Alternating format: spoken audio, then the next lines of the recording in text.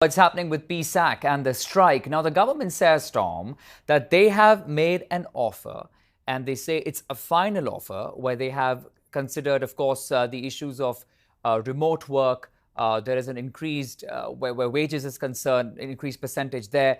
Are you hopeful that this will resolve soon? Yes, but I'm not hopeful for the mood afterwards.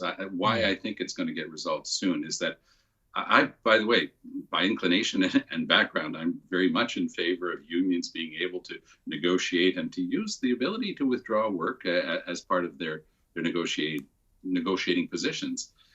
But I've rarely seen something based on my experience. I was in a position in a union in Quebec City many years ago.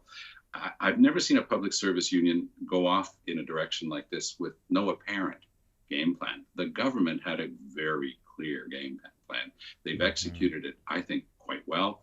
This is a very delicate operation where you say this is your final offer. You're basically daring the union to continue the strike or to bow its head and come back in. And that's why I say the mood of people might not be great if that is indeed accepted. You might be surprised to see that the members who have been out for the better part of 2 weeks now might not Yes. be very with their union. All that being said, I think that the key issue, it's come down to a little bit of money. I think that they're going to be able to settle on money.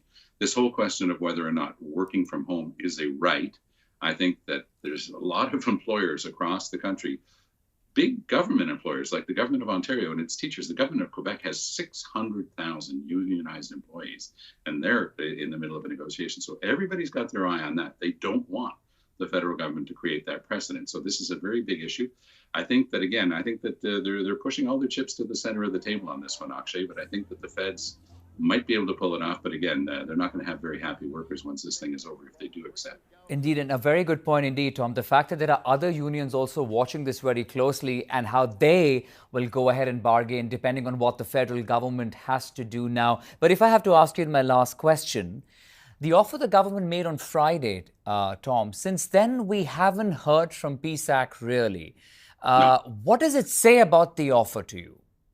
Says that the offer is substantial. My guess, for example, on Hmm. salary, there was a 9% offer on the table. They wanted 13 and a half. There might be a bit of what you call a forfeit, just a straight up a sum, an amount paid so that it doesn't work its way into the salary scales. So you make a one-time payment, get the offer from the government to the double digits. So the minute you hit 10%, all of a sudden people will say, well, it's not that bad. We're not that far apart. The real issue, the union was pushing this question of whether or not you could work from home, and that they're saying that that was a right. That is Right. something that I don't think too many employers across the country are going to put into a collective agreement, much less declare a right. So it was a forceful move. Right. It was a 3-point jump shot by the unions, but I'm not sure that they hit the net. Okay, we'll leave it at that. Always great to chat with you, Tom. Thank you for your time.